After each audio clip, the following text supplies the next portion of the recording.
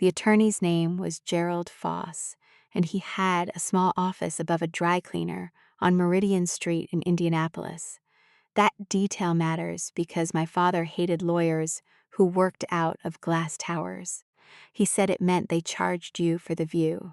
Gerald Foss charged $185 an hour, and his waiting room smelled faintly of fabric softener from the floor below.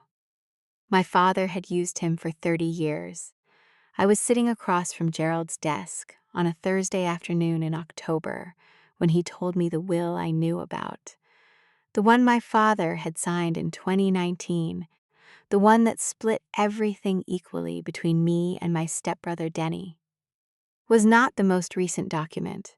There was a newer one, signed 8 weeks before my father died. Gerald slid a single page across the desk. He did it slowly, the way people do when they already know what your face is going to do next. I read it twice. I set it down. I picked it up and read it again. The house on Carpenter Lake, gone. The rental property in Broad Ripple, gone. The brokerage account my father had been quietly building for 22 years, gone. All of it redirected.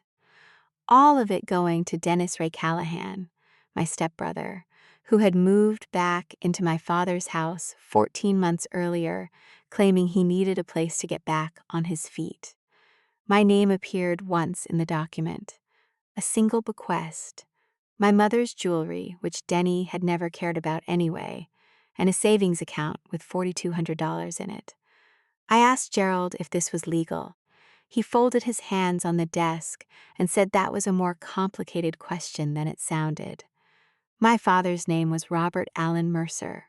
He retired at 67 from a career in industrial equipment sales, which sounds unremarkable until you understand that he was extraordinarily good at it. He traveled the Midwest for 30 years, selling conveyor systems and automated packing lines to manufacturing plants, and he saved almost everything he made. He drove used cars. He wore the same Carhartt jacket for 15 winters. He kept a paper ledger, an actual paper ledger, and recorded every expense by hand in blue ink. He was not a warm man. That is not a criticism. It is just accurate. He showed love through reliability. He paid for my nursing degree without being asked. He drove 4 hours to help me move when my first marriage ended. He never said much, but he showed up. He married Denny's mother, Carol. When Denny and I were both teenagers, Carol was fine. She passed 9 years ago from a stroke, and my father grieved quietly and kept going. Denny had never been particularly close with his mother, and he'd never been particularly close with my father either. He lived in Cincinnati for most of his adult life. He sold cars. He married twice, divorced twice, had a daughter he saw inconsistently. When he showed up on my father's doorstep in August 2 years ago with 2 duffel bags and a reason I never fully trusted, I didn't say anything. My father was 79. He had early-stage COPD. I lived 45 minutes away in Greenwood, and I drove up every Sunday to bring groceries and check in. I thought having someone in the house wasn't the worst idea. I was wrong about that. I work nights, 3 shifts a week, at Community South as an ER nurse. I have worked nights for most of my adult life, and I have made a certain kind of peace with it. I sleep from 8 a.m. to 3 p.m. I drink my coffee in the afternoon. I watch the news while everyone else is eating dinner. My daughter Renee calls it my vampire schedule and has since she was 8 years old. The point is, I was busy. I was tired in the specific way that night shift nurses are always tired. The kind that lives in your shoulders and behind your eyes and never fully leaves, no matter how long you sleep. I drove up on Sundays. I called on Wednesdays. I talked to my father about the weather, about the Colts, about whether his inhaler prescription had been refilled. I did not notice how much was changing. The first thing I noticed was the truck. Denny had been driving a 2015 Ford Focus when he moved in. Faded blue, a dent above the rear wheel well. the kind of car that matched the story he'd told, that he was broke, behind on everything, needed to reset. In February, the Focus was gone. There was a black F-150 in the driveway. Newer model. Clean. I asked my father about it when I came in that Sunday. He was in his recliner with the game on. He said Denny had come into a little money. I asked from where. He said he didn't know exactly. Something with a friend. That was the first thing. The second thing was smaller. It was a name I didn't recognize on a sticky note on my father's refrigerator, a phone number underneath it. The name was Mitchell, no last name, and the 317 area code meant Indianapolis. And when I asked my father who Mitchell was, he looked briefly at the note and then back at the television and said he was someone Denny knew. I threw away a grocery receipt and didn't think about it again for 3 months. The third thing I didn't notice until much later. My father stopped asking me about my retirement account. For years, every time I visited, at some point he would ask where I was at with my 403(b). It was his version of I love you, that specific, practical worry. In the spring, he stopped asking. I thought he was just tired. I had no idea that by then, someone had already called Gerald Foss's office and scheduled an appointment.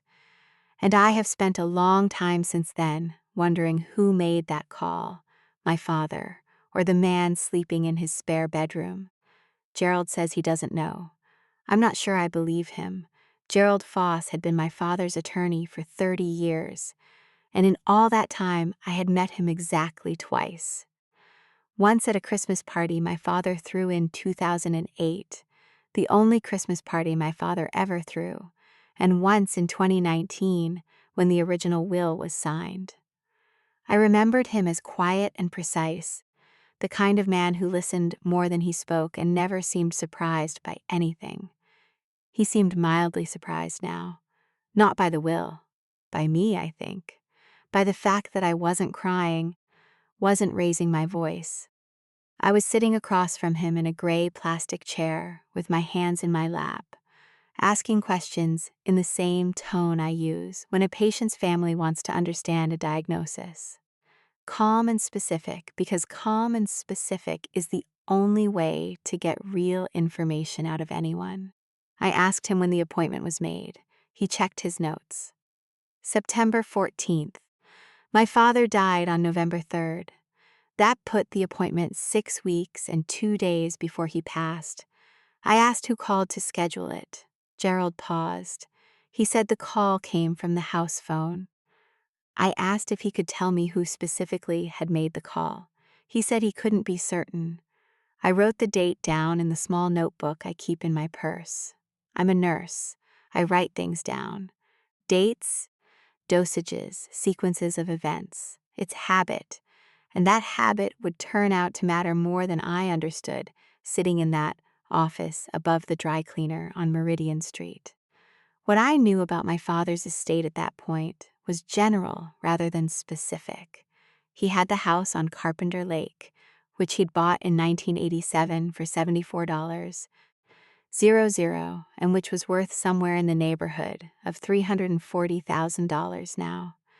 He had the Broad Ripple rental, a 2-bedroom bungalow he'd purchased in 2003 that had been continuously occupied for the last 11 years by the same quiet tenant named Vern, who paid on time without exception.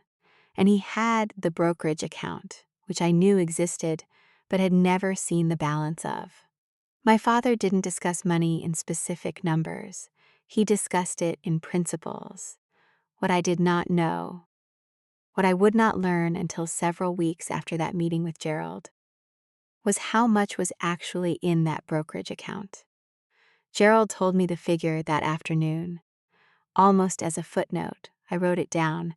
I looked at what I'd written, $614,000. My father had driven used cars and worn the same jacket for 15 winters and quietly, patiently accumulated $614, in a brokerage account that I had never once asked him about directly. and every dollar of it was now designated for Dennis Ray Callahan, who had shown up 14 months ago with 2 duffel bags and a story about needing to reset. Drove home to Greenwood in the kind of focus that takes over when you're too overwhelmed to feel anything yet. I called Renee from the car. She's 27, works in HR at a logistics company in Columbus, and she has her father's practicality and my tendency to think out loud. I told her the broad outline, the new will, the amounts, Denny's name where mine used to be. She was quiet for a moment. Then she said, "Mom, where was he when Grandpa signed it?" I didn't have an answer. I didn't know if Denny had been in the room, in the building, or waiting in the truck with the engine running. I didn't know if my father had gone to Gerald's office alone or with company. I hadn't thought to ask Gerald that question, and I pulled into my driveway already composing the email I would send him that night. Renee asked if I had a lawyer. I said not yet. She said I needed one before I did anything else. She was right. She usually is. I didn't sleep that afternoon. I lay down out of habit. I had a shift at 11, but I was awake behind my closed eyes, moving through the last 14 months like I was reviewing a chart, looking for what I'd missed, the truck in February, the name Mitchell on the sticky note, my father stopping his questions about my retirement account. There was something else, smaller, that I hadn't given weight to at the time. In July, my father had asked me, out of nowhere, whether I had ever looked into long-term care insurance. We were sitting on his back porch. It was evening, cooling down, and he asked it casually, the way he asked most things. I told him I had a policy through the hospital. He nodded and didn't follow up. I thought he was worried about himself, about becoming a burden.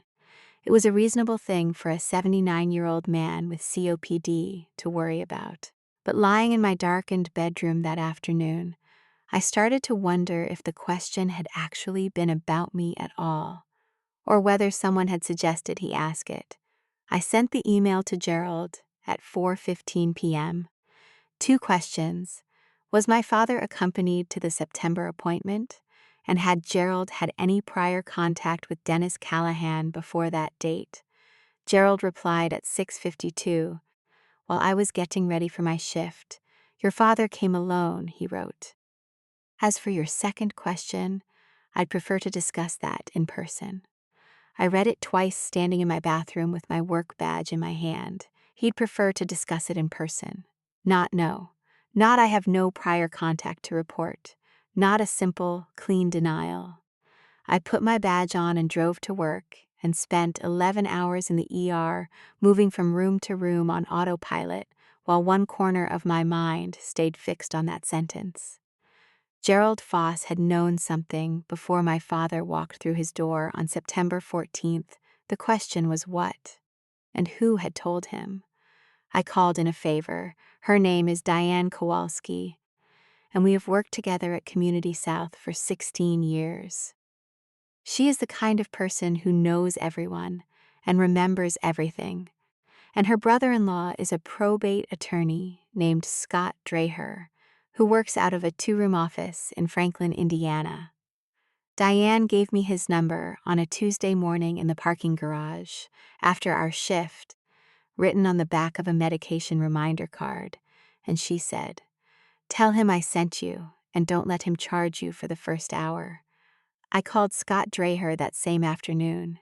He had a flat, unhurried voice, and he asked good questions. I read him Gerald's email, the part about preferring to discuss the prior contact in person. Scott was quiet for a moment, and then said, "That was an interesting choice of words for an attorney to use in writing." I asked what he meant. He said that an attorney with nothing to hide typically just says no.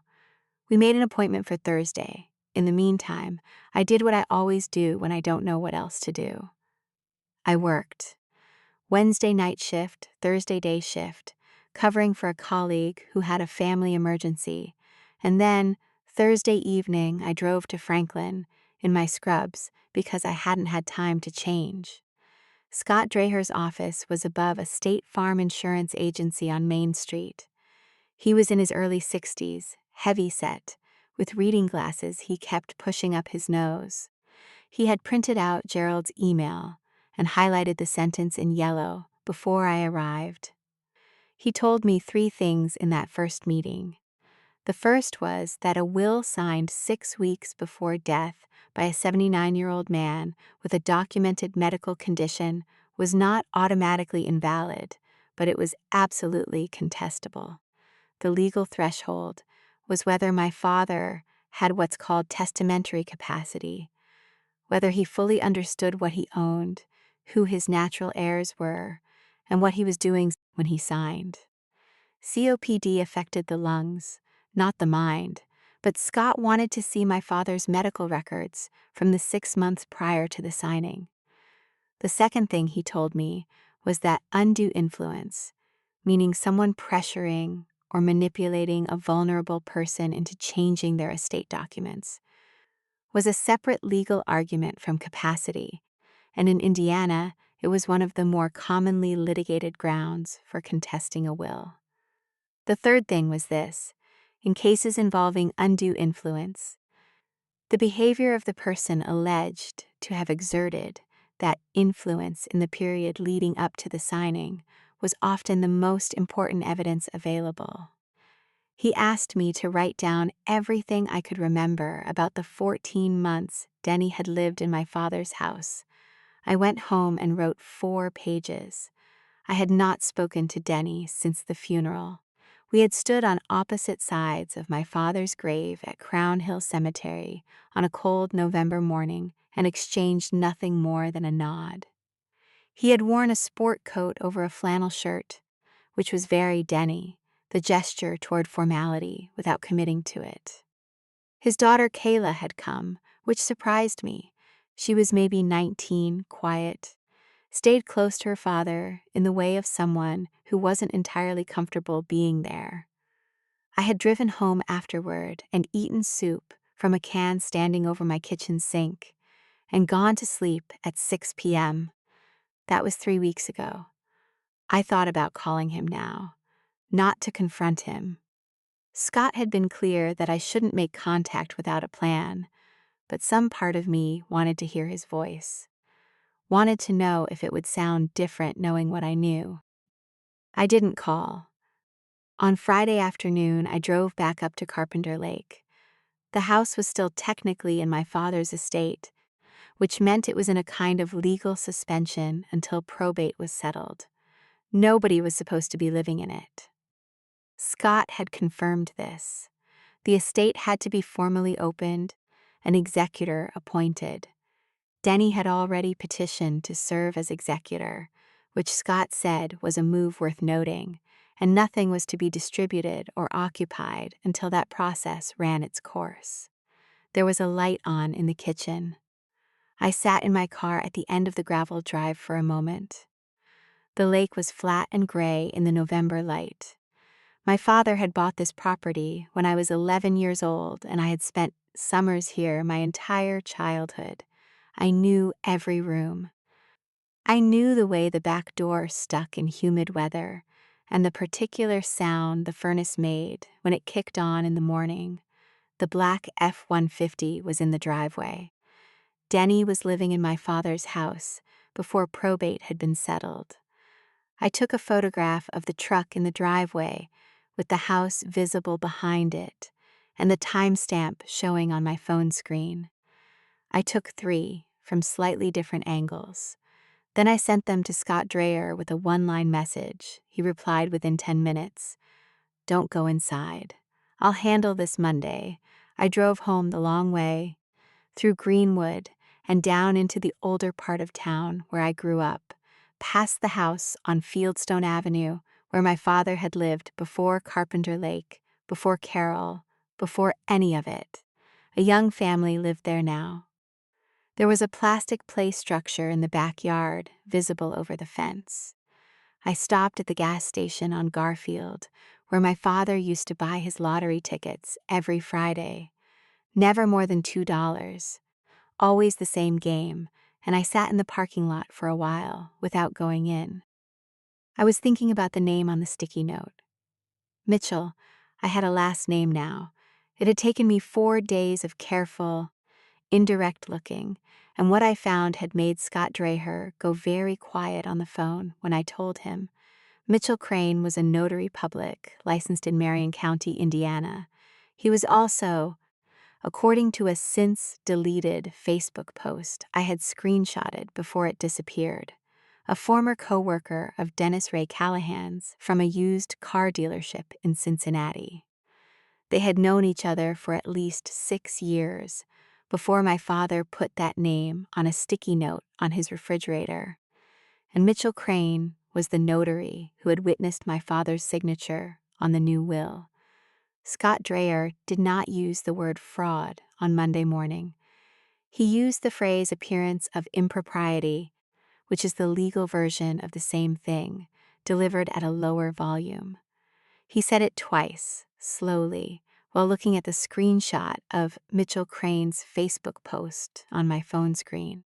Then he pushed his reading glasses up his nose and leaned back in his chair and said he needed to make some calls.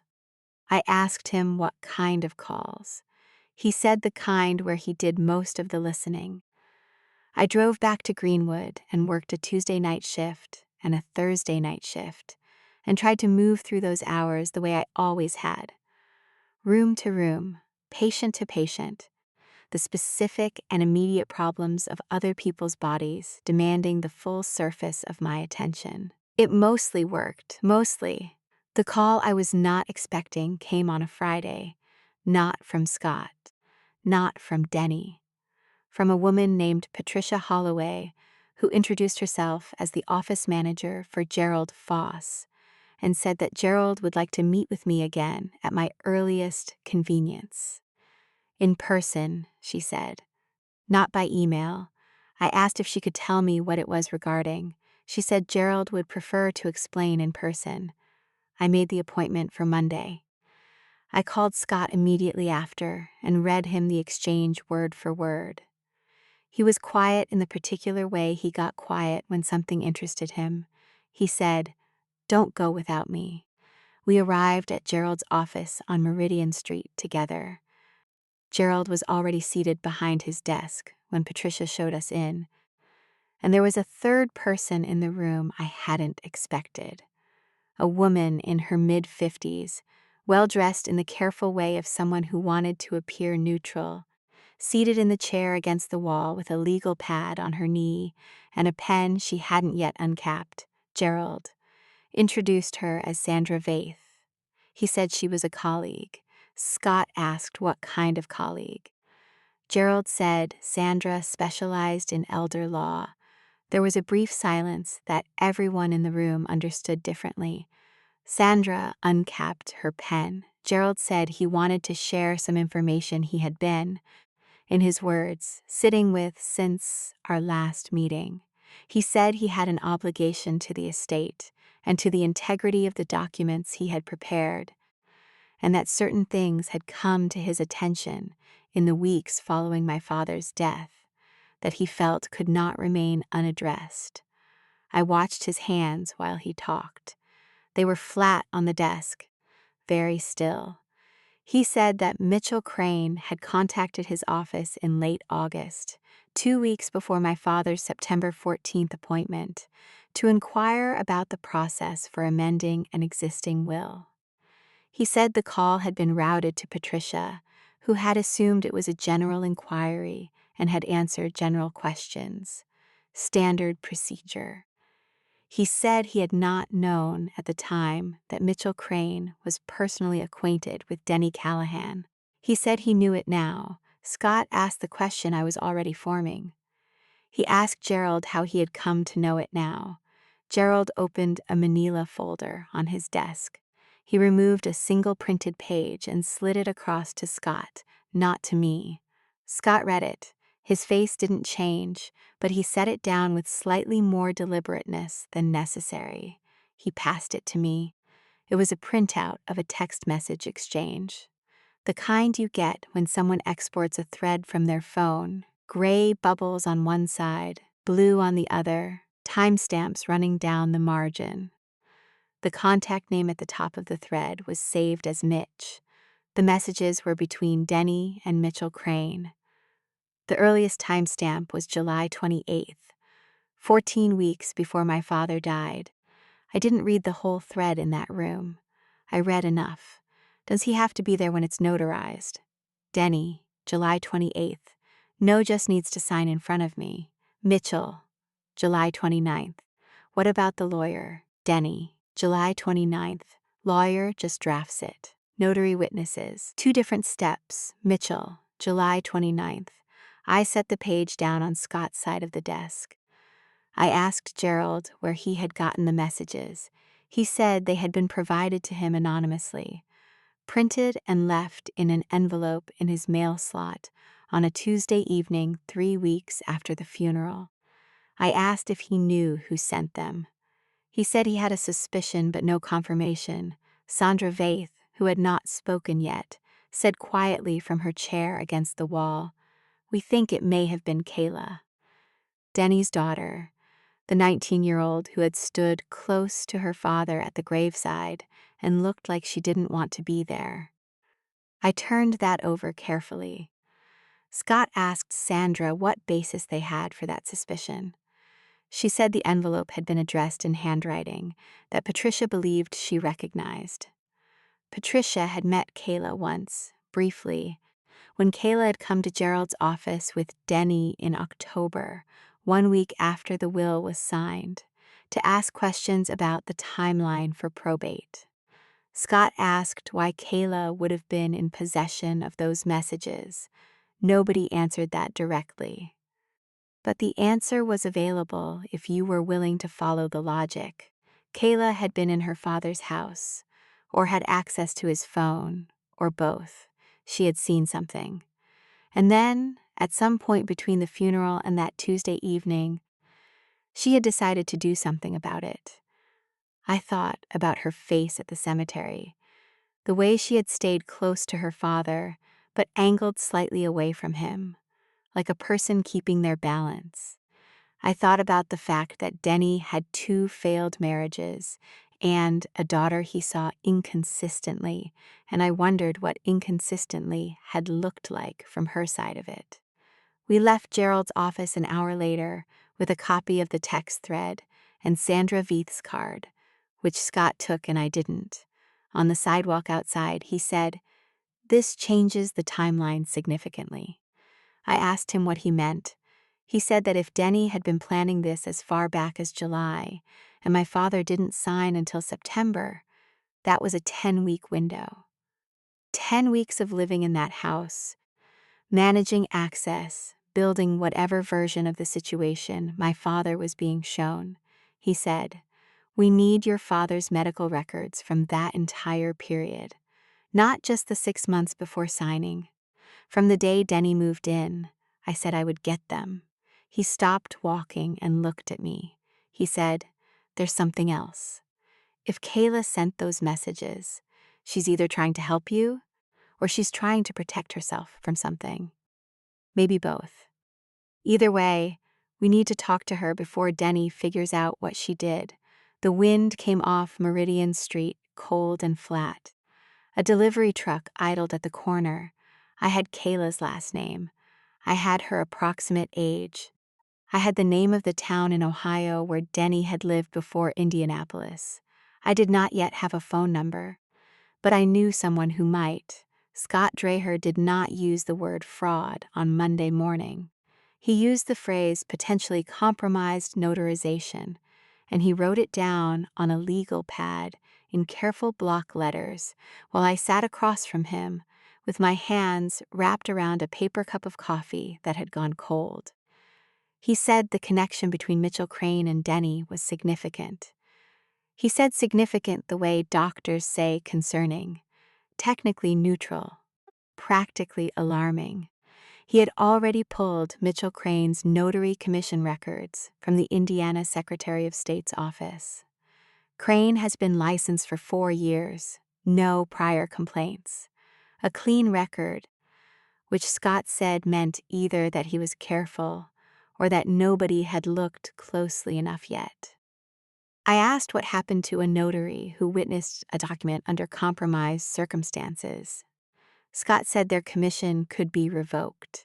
He paused, and depending on the specifics, he said there could be criminal exposure. I wrote that down. The motion Scott filed that Monday was to contest Denny's petition to serve as executor. The argument was straightforward.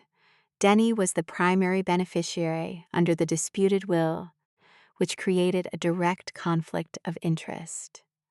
Scott said it wouldn't stop probate, but it would slow things down and signal to the court that this estate was not going to move through quietly. The court assigned a provisional administrator.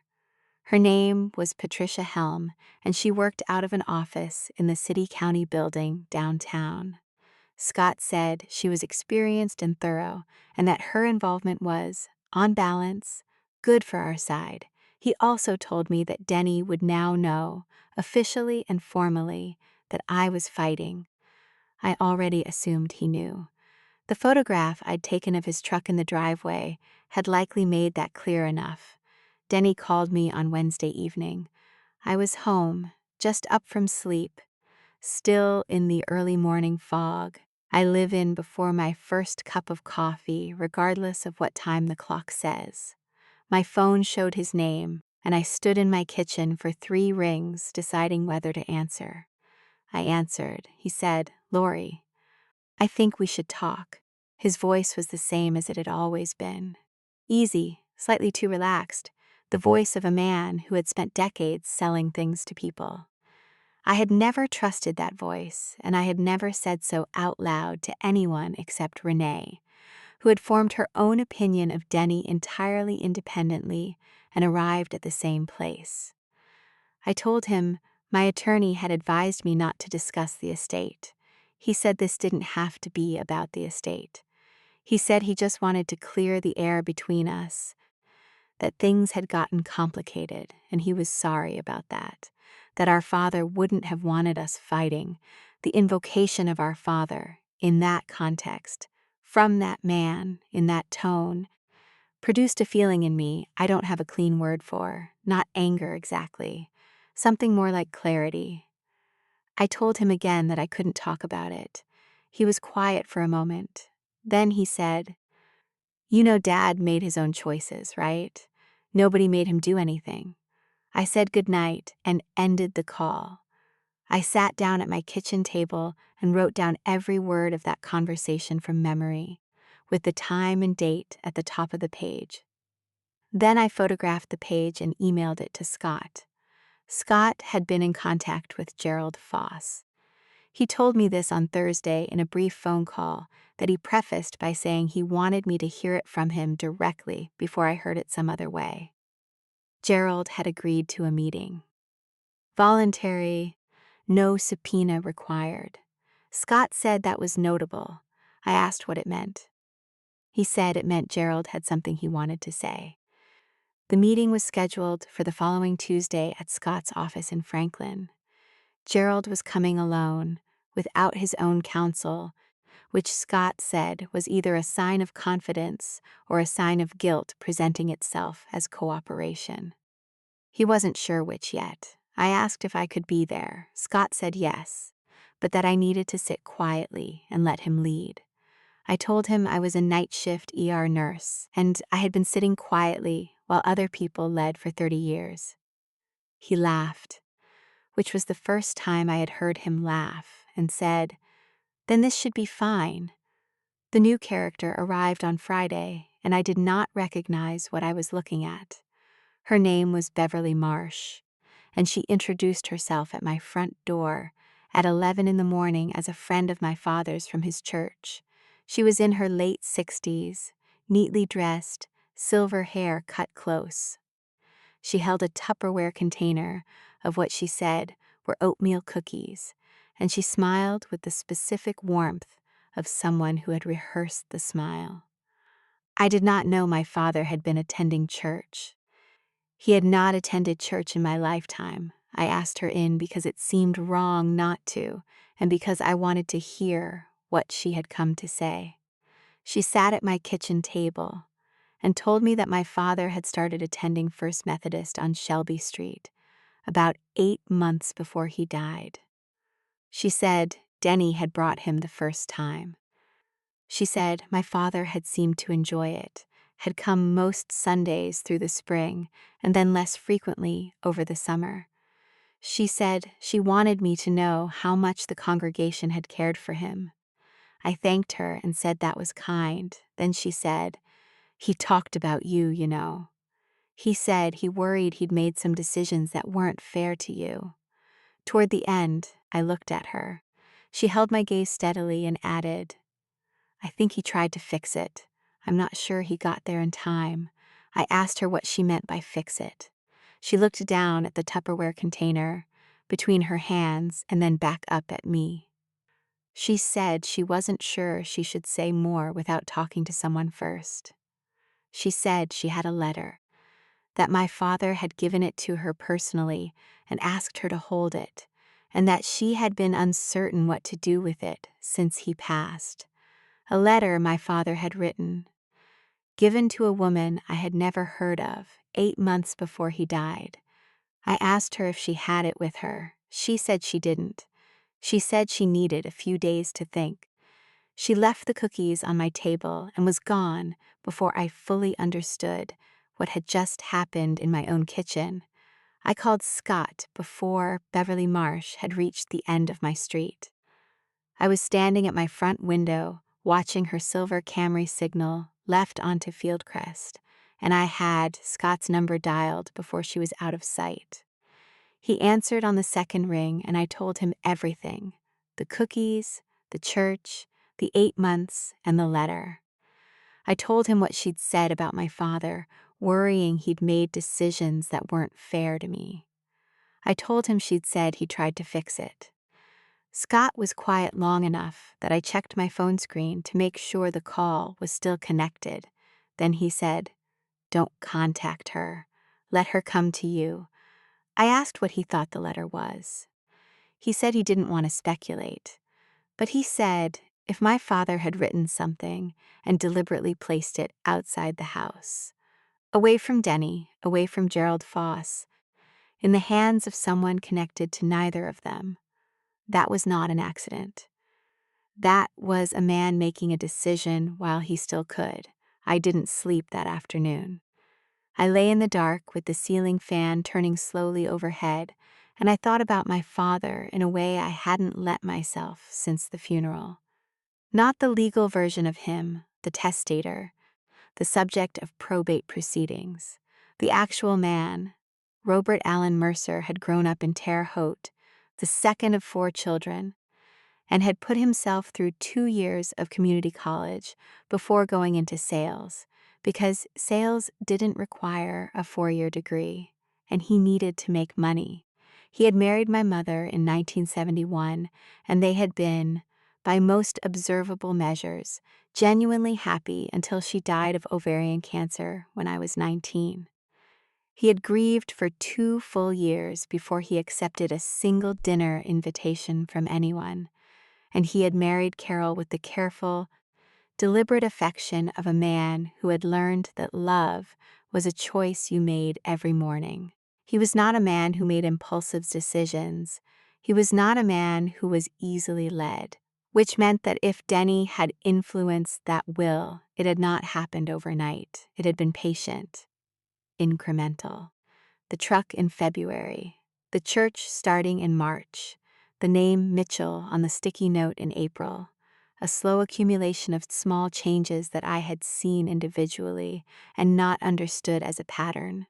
I understood them as a pattern now. Gerald Foss arrived at Scott's office on Tuesday at 2 p.m. Exactly. He looked smaller than I remembered.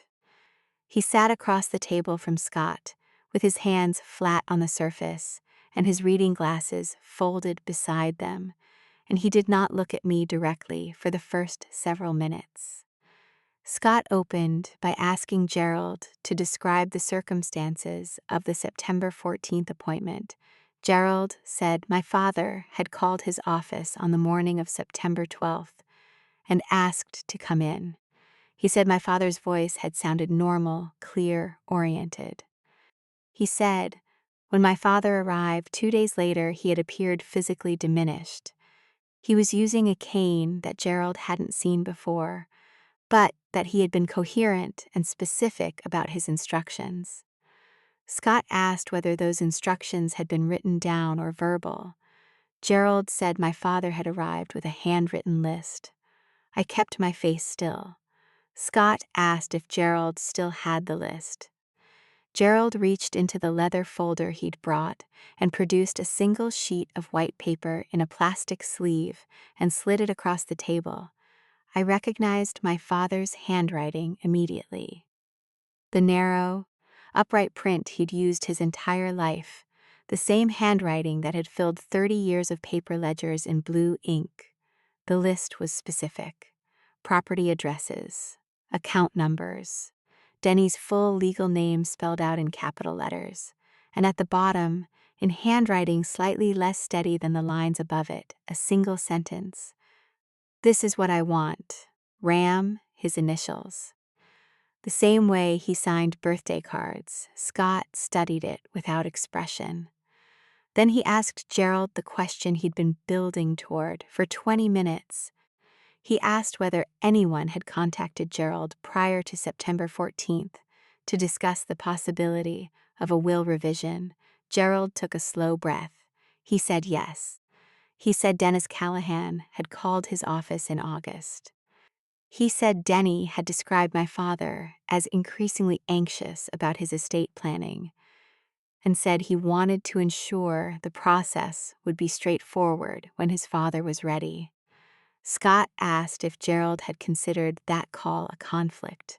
Gerald said he had considered it a family member acting out of concern. Scott asked if that was still how he characterized it. Gerald looked at the table. He said he wasn't certain anymore. What Gerald said next was the thing Scott had been waiting for. In the week before my father's appointment, Gerald had received a second call, not from Denny this time, from Mitchell Crane. Mitchell Crane had called Gerald Foss's office and identified himself as a friend of the family and asked whether Gerald would be needing a notary for any upcoming appointments. Gerald said he had his own notary on staff. Crane had said he understood, just wanted to make himself available, and had left his number. Gerald had not called him back. But somehow, on September 14th, Mitchell Crane had appeared at Gerald's office 20 minutes before my father's appointment. Gerald said Crane had arrived with Denny, who had driven my father downtown. Gerald said he had assumed the notary arrangement had been made by someone in his own office. It hadn't been. Scott asked Gerald if he understood what he just described. Gerald said he did. He said he was sorry. He said it quietly, looking at his hands, and I believed the sorry was real even if it arrived approximately 6 weeks too late to matter. I drove home from Franklin with Scott's voice, still in my ear, from the parking lot, conversation afterward, going through what Gerald's statement meant and what it didn't mean and what we could use and what we couldn't, what we could use. Gerald's account established that Denny had been actively managing access to the attorney before the appointment, that Mitchell Crane had positioned himself in that office without Gerald's knowledge or invitation, that my father had arrived with Denny, meaning he had not gone alone as Gerald had initially indicated.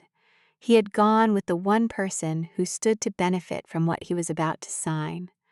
What we couldn't yet prove, whether my father had fully understood the scope of what he was signing, whether the handwritten list had been prepared by my father alone or with assistance. Scott said we needed Beverly Marsh and her letter. I said I knew. She called that evening. While I was eating dinner, she said she'd made her decision. But before she could tell me what it was, she said something that stopped me mid-breath. She said Denny had called her that morning. He knew about the letter. He knew she had it. And he had told her, in a voice she described as calm and very quiet, that she should think carefully before she got involved in something that was really a private family matter. I asked Beverly how she knew it was Denny who called. She said he'd introduced himself by name. Dennis Callahan, she said, like he was leaving a voicemail for a business contact. She said he'd been polite. That was the word she used, polite. And the way she said it made clear that the politeness had frightened her more than anger would have. I told her she didn't have to do anything she wasn't comfortable with. She was quiet for a moment. Then she said, "Your father was a kind man. He was embarrassed by what he'd done and he wanted to make it right. I'm not going to let some car salesman talk me out of helping him do that." I wrote down the time of the call, 7:14 p.m. I wrote down her exact words. I had started keeping a running document on my laptop, dates, times, direct quotes, observations, the same way I charted patients, chronological, specific, no editorializing. I told Beverly I needed to connect her with my attorney before anything else happened. She agreed without hesitation. I called Scott at 7:22. He answered from what sounded like his kitchen, a television in the background, and I told him Denny had contacted Beverly. Scott's tone shifted in a way I had learned to recognize over the previous weeks, quieter, more deliberate, which meant something I'd said mattered legally. He said, "That's witness tampering territory." "Possibly." I asked what we should do. He said, "Nothing yet. Let me think overnight. Don't tell Beverly to do anything or not do anything until I talk to her directly." Scott met with Beverly Marsh the following afternoon at a coffee shop on Shelby Street, 2 blocks from the First Methodist Church where she'd first met my father. He called me afterward. From his car, the letter existed. Beverly had it at her home. In an envelope, my father had sealed himself and written her name on in his narrow print. She had not opened it. My father had asked her specifically not to open it, to give it only to me, and only if she believed I needed it. Scott said she'd told him she'd believed that since the day she saw the obituary and read that Dennis Callahan was listed as the surviving family member making arrangements. My name had appeared 3 lines below, identified as daughter, Indianapolis. My father had been in her church for 8 months, and she had known immediately that something was wrong with that obituary. Scott said he had advised Beverly to bring the letter to his office the following morning under his supervision, to be opened with documentation present. He said he wanted a witness to the opening, a photograph of the sealed envelope before it was touched, and a record of the contents. I asked if I could be there. He said, "This time I'm going to insist on it." I worked a night shift and drove directly to Franklin in the gray 6 o'clock light of a December morning without going home first. I was still in my scrubs. I didn't care. Scott's paralegal, a young woman named Tara, who had the focused quiet of someone who understood the weight of what she was doing, photographed the envelope from 4 angles before anyone touched it. The seal was intact. My name was not on it, only Beverly's in my father's handwriting, but Beverly had brought her own handwritten note, signed and dated, attesting that my father had given it to her personally in September, with verbal instructions to pass it to me if she felt I needed it. Scott opened it with a letter opener and removed 2 sheets of paper folded together. He read them first, standing without expression. Then he handed them to me. My father's handwriting filled both pages. The same narrow print, but looser than usual, the letters slightly larger, the way handwriting looks when someone is tired or writing slowly and carefully to make sure each word is legible. The date at the top was September 9th, 5 days before he went to Gerald's office. He wrote my name first, just Lori, at the top, like a letter. No, dear. He said he had done something he wasn't proud of, and he wanted me to understand it before I found out another way. He said Denny had come to him in the spring. April, he specified, always specific, and told him that I had spoken to an attorney about having him declared incompetent, that I had been consulting with someone about his capacity to manage his own affairs and was considering a guardianship filing. I stopped reading. I had done no such thing. The thought had never crossed my mind. I made myself continue. My father wrote that Denny had shown him a document. He didn't describe it precisely. He wrote some kind of legal paper with my name on it and said it had looked official. He said he'd been frightened and angry and that he hadn't called me to ask because he was afraid of what I might say. He said he'd been ashamed to tell me he'd believed it. He wrote, I know now that I was wrong to believe it. I don't know exactly when I understood that what Dennis showed me wasn't real, but I know he let me believe it long enough. He said he had tried to speak to Gerald about amending the will a second time, but that each time he raised it, something intervened. An appointment canceled. Gerald unavailable. A week passing, and then another. He said he had written the letter because he was running out of time, and he knew it, and he wanted me to have something in his own hand that said what he needed to say. The second page was shorter. He listed 3 things: the account numbers for 2 savings accounts I had never heard of, held at a credit union in Greenwood under his name alone, totaling just under $90,000. He said he had moved the money there 2 years prior, and that Denny didn't know about them because he had opened them alone on a Tuesday morning without telling anyone. He said they were mine. He said to show the letter to a lawyer. The last 4 lines were uneven, the handwriting of a man who was tired. I should have called you the day Dennis showed me that paper. I should have called you and asked you directly, and I didn't because I was a stubborn man, and that was my failure, not yours. Whatever happens with the rest of it, those accounts are yours. I'm sorry it took me this long to be straight with you, Dad. I sat in Scott Drayer's office in my hospital scrubs with my father's letter in my hands, and I did not cry until Tara quietly set a box of tissues on the table in front of me and left the room. I cried for about 4 minutes. Then I folded the letter carefully, put it back in the envelope, and handed it to Scott. He already had his legal pad out. The fabricated guardianship document Denny had shown my father was not a small thing. Producing a fraudulent legal document to manipulate an elderly person's estate decisions had a name in Indiana law.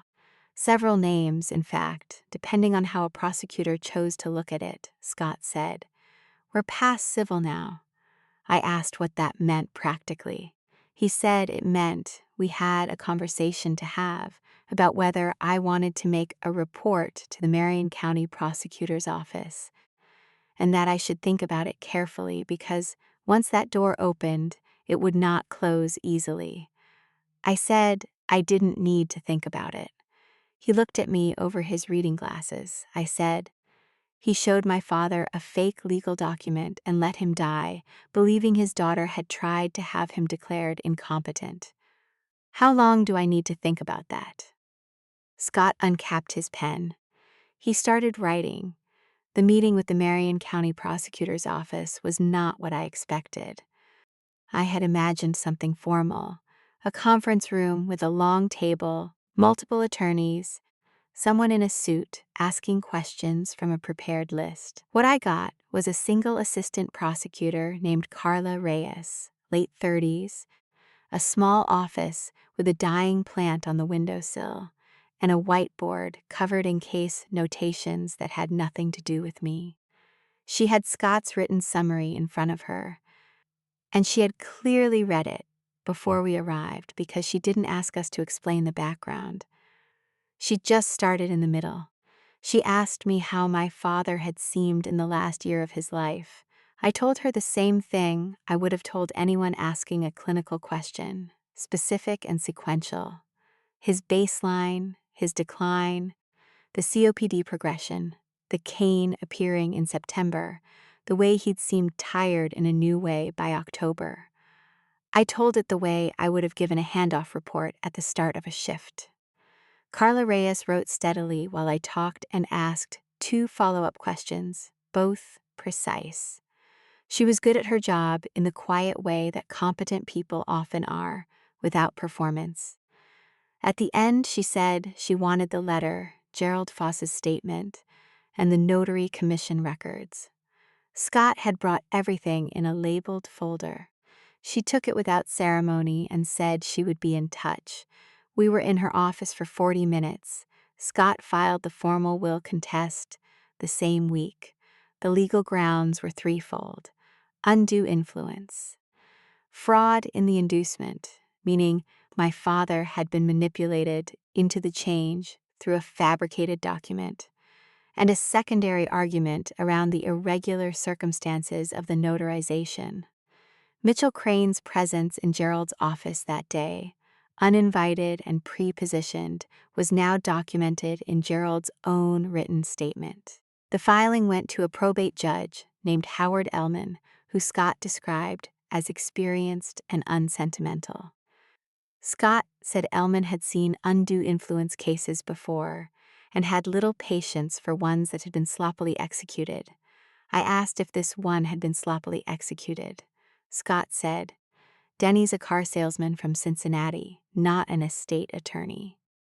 Yes, Denny's response came through his attorney, a man named Phil Greer, who operated out of an office complex near the airport, and whose letterhead I would come to recognize over the following weeks with the particular weariness of someone who has read too many letters that say nothing directly.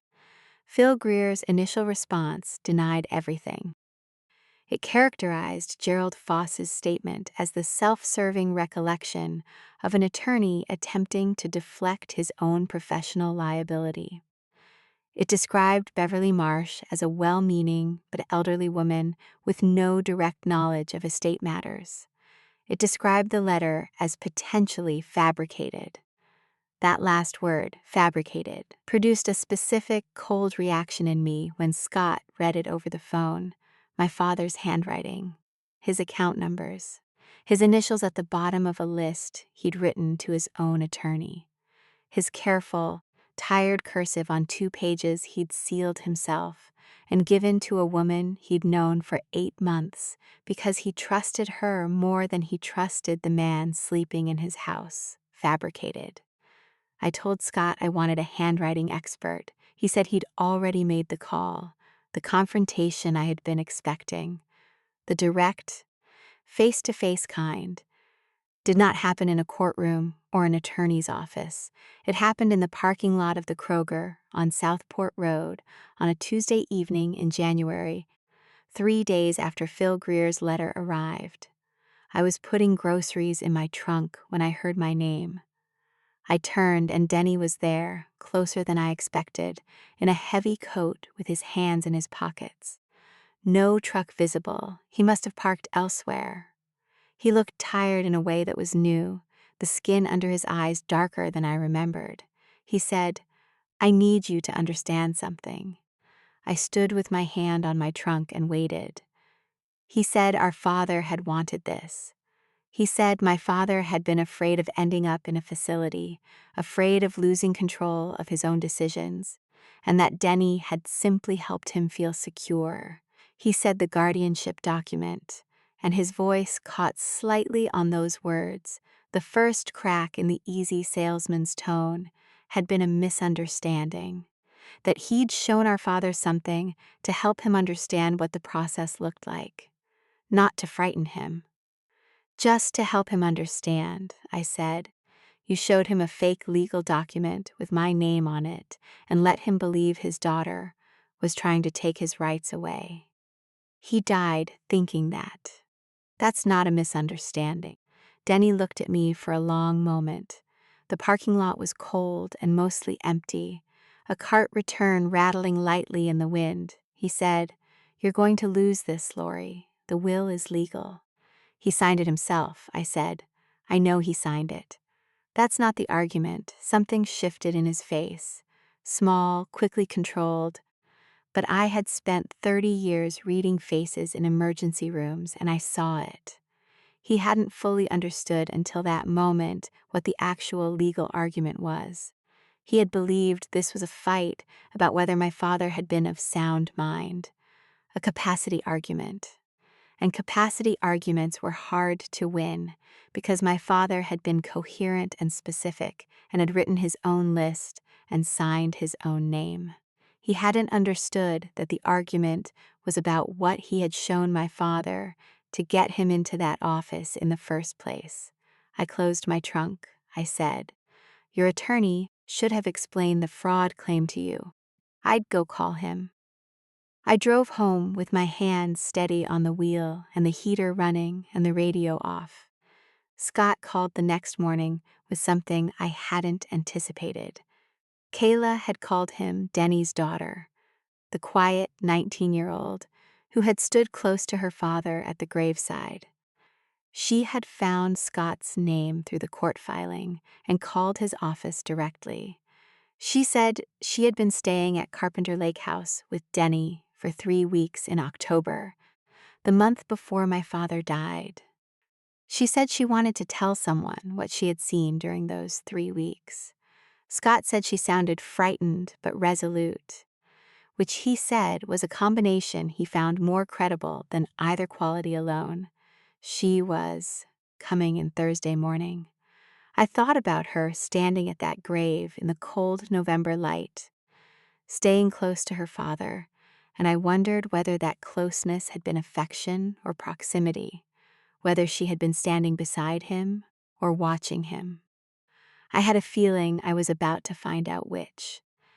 And underneath that feeling was something I hadn't fully let myself acknowledge yet, that the real shape of those last months of my father's life, the hour-by-hour texture of what had happened inside that house while I drove up on Sundays with groceries and called on Wednesdays to talk about the weather. I still didn't fully know it. Kayla did. And whatever she had seen in those 3 weeks in October was something she had carried alone through a funeral and a winter and 3 weeks of living in that house after, and it had brought her to a phone, and then to Scott Draher's number, and I did not think a 19-year-old girl did that without a reason that mattered. Thursday was 2 days away.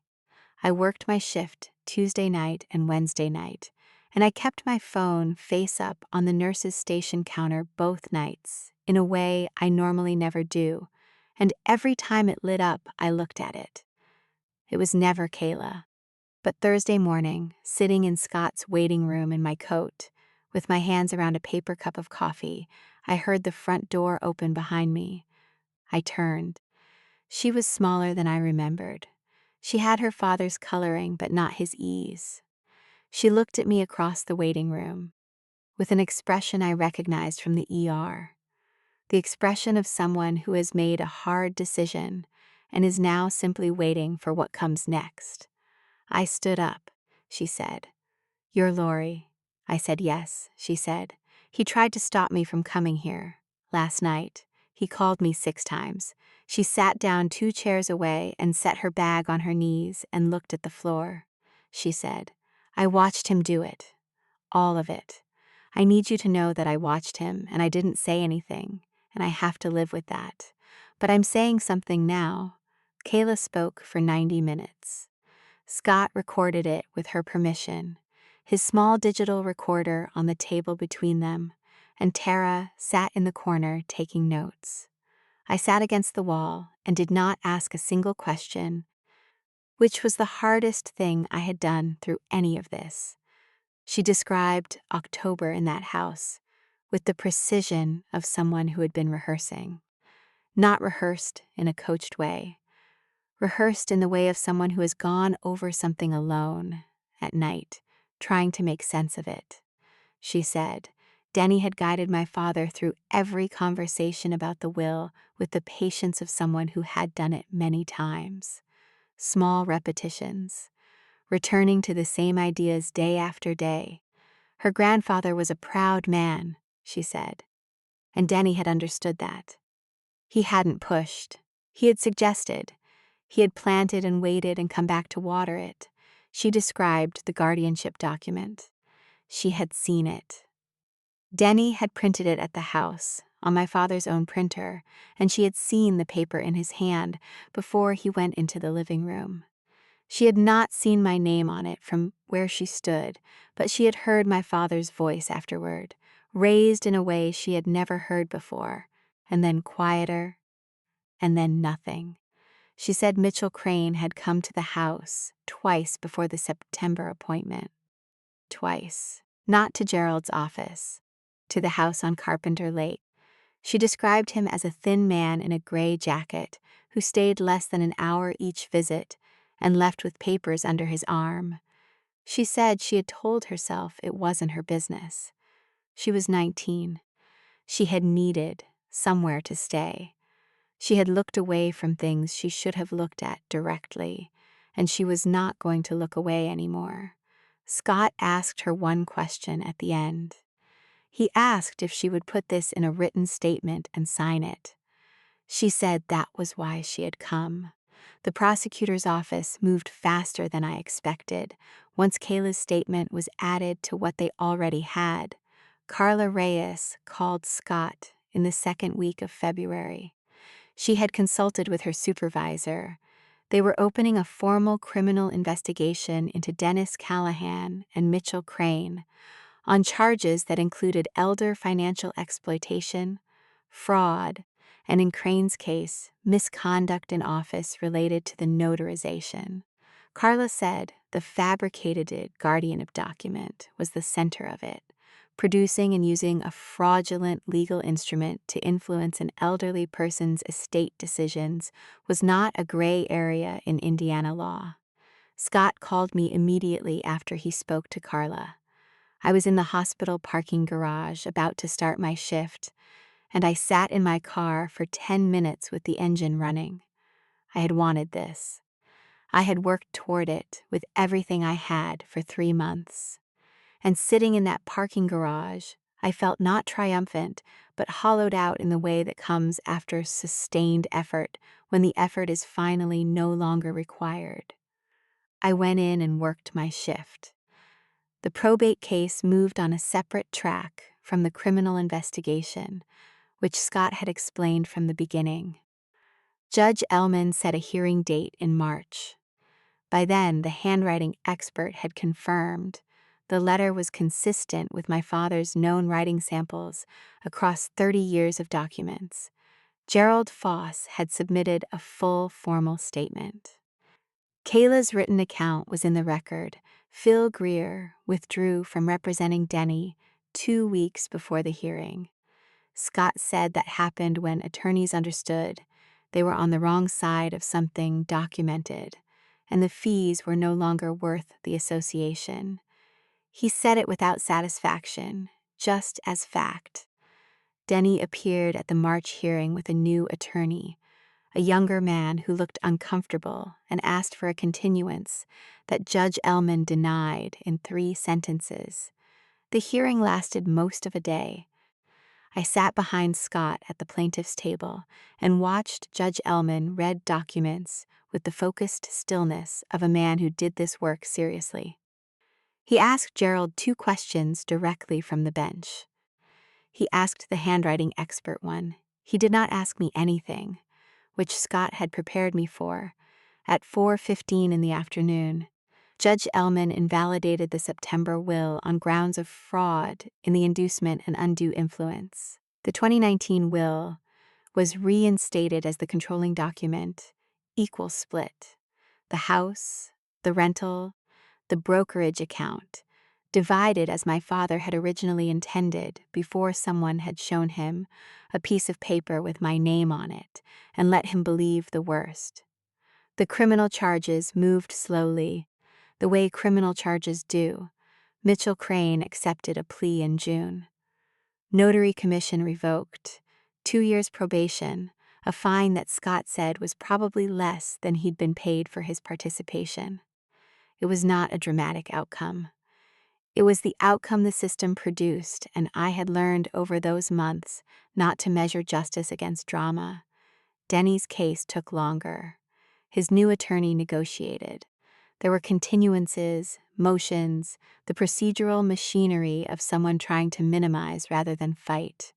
In September, 11 months after I had sat across from Gerald Foss and read that single page, for the first time, Denny pleaded guilty to elder financial exploitation. He received a suspended sentence, 3 years probation, and was ordered to pay restitution covering the legal costs the estate had incurred. He did not go to prison. I will not pretend that didn't matter to me, because it did. Scott had prepared me for it.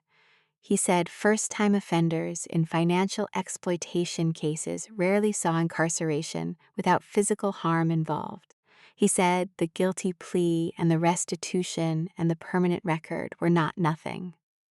I knew they weren't nothing. I also knew my father had spent the last weeks of his life believing I had tried to take away his independence, and no plea agreement addressed that. I sold the Broad Ripple rental property in the spring. Vern, the tenant who had lived there for 11 years and paid on time without exception, had retired and moved to be near his daughter in Knoxville. The timing was clean. I sold the property to a young couple who walked through it twice and made an offer the same week, and I used part of the proceeds to pay Scott Draher's remaining fees and put the rest into the same credit union where my father had quietly kept $90. 0 for me without telling a soul. The house on Carpenter Lake I kept. I drove up on a Saturday in April with cleaning supplies and a bag of groceries, and I opened every window despite the cold, and I cleaned the house myself, room by room, the way my father would have done it. Thorough and without rushing, the furnace made its particular sound when it kicked on. I stood in the kitchen where a sticky note with a name I didn't recognize had once been held to the refrigerator by a magnet shaped like the state of Indiana, and I made a cup of coffee in my father's old percolator that he had owned since approximately 1987 and refused to replace on principle. I took the cup out to the back porch and sat in the chair my father had sat in for 30 years, looking at the lake. It was cold and flat and gray and completely still, and somewhere across it a single bird was making a sound I couldn't identify. And I sat there until my coffee was gone, and my hands were cold, and I was ready to go back inside.